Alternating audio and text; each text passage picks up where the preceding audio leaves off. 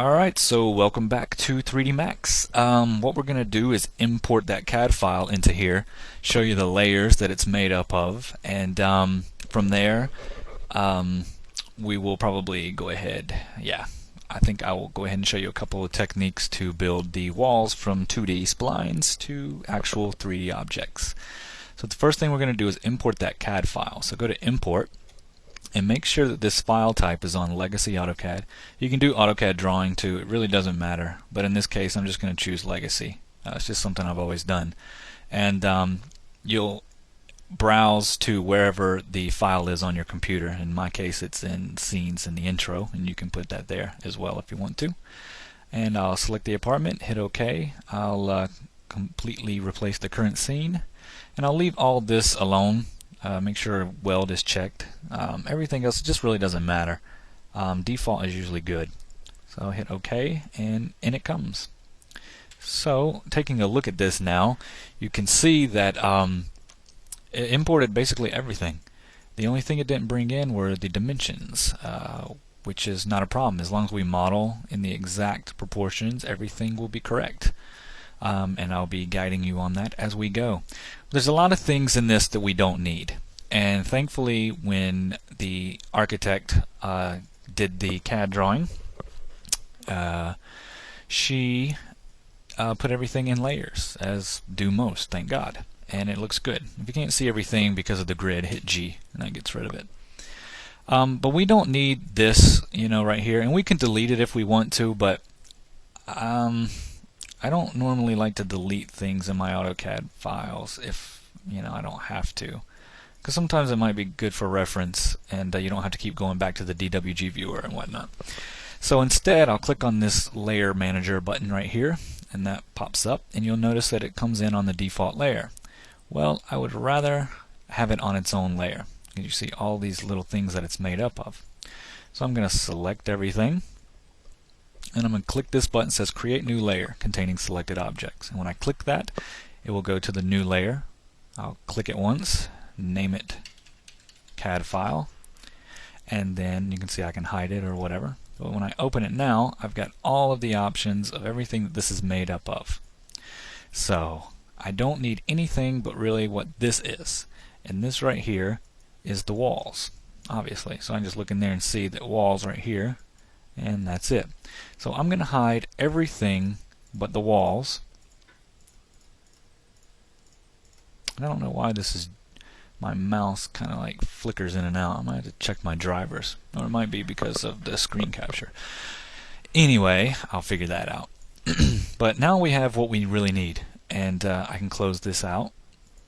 And actually I'm going to put it back to the default layer for now, and adjust our layers as we go. Okay, so just make sure this is checked back on the default and hide that. So what we want to do first off is, if we're going to use the existing floor plan, we have to do some touch-up stuff. So you zoom in and you make sure that everything is looking pretty good, that everything is on where it's supposed to be. There's no splines that are sticking off the edges, like this right here. Okay, we have a thing that's a little sticking off right here. We can just go to our editable spline. We can go to Vertex or hit 1, select that vertice, hit the W for the move key, hit S for snaps, and we'll make sure that this is set to Vertex Snap, and hold this down and make sure it's on 2.5, and then we'll just snap it into place like that. You can turn snaps back off by hitting S. And then when we select this, it'll say 2 vertices selected, and we go down to Weld, and now we have just 1.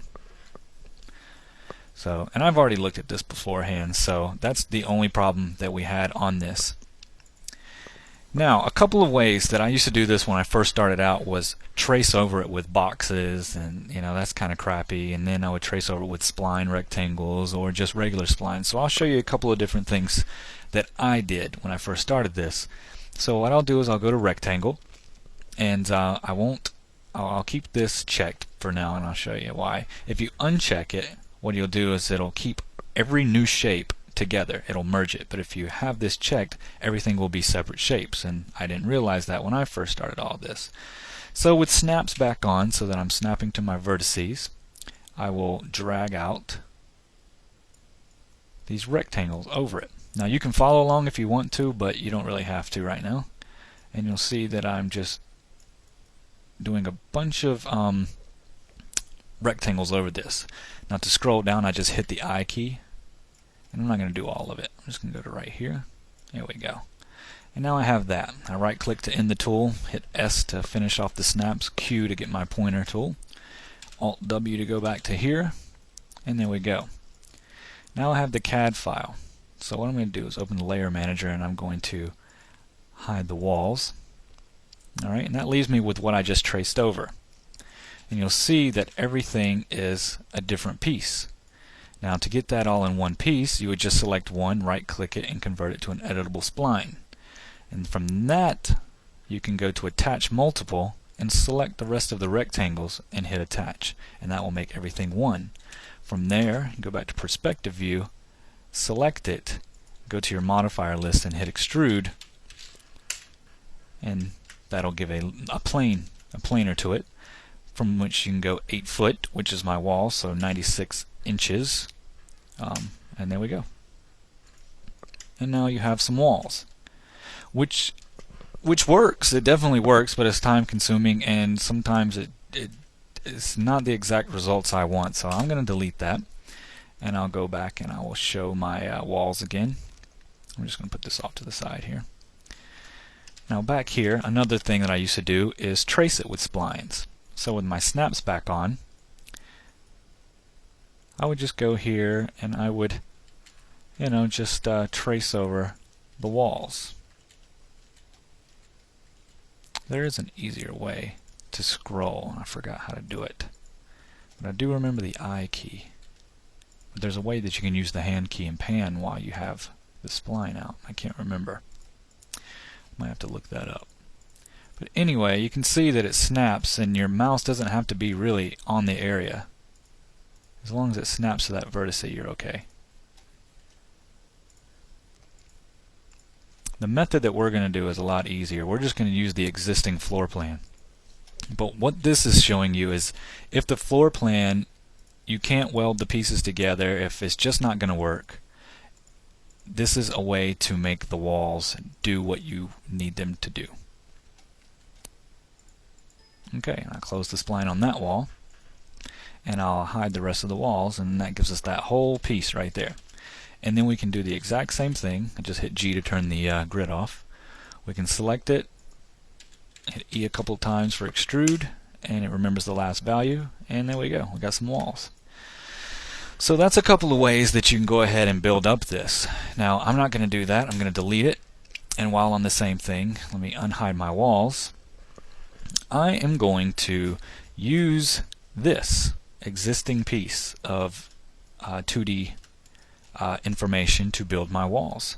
So with it selected, all I'm going to do is add an extrude to it. And it comes up green because the lines were green, which is not a problem. We can just hit M and put a gray material on it. And if you hit F4 to see the lines, they're going to be neon green, which is not very good either. You can just use custom color or whatever and change that. And there are the walls to this thing, and already done. Everything's perfectly together. All the normals are facing the correct way, and because we welded that one spot, everything's fine. And we've got all the walls in that we need. The only thing we have to work on now is the headers for the doors or whatever, and the bottoms for the windows. And it's really, really, really simple, and I really like this method. We can also select this and put it on a new layer, which I will do. I'm going to select that wall layer, create that, and call it walls, just like that. So now I can hide the CAD layer, or I can even get rid of it if I wanted to, but I'm going to leave it just in case. And there we go. And there are our walls. So in the next video, what I'm going to do is the headers and the window stuff, and see what else we can do. But I just wanted to show you all of that. Don't forget to save your work, Control S, and I'm going to name this 1.walls. Yeah, something like that. But always save your work and do what you got to do to make sure that it stays good and true. And try to bring up my chess game here and see if I can't get a little bit of work going. So while I do this, go take a break and do what you got to do, and I'll see you back here in the next video.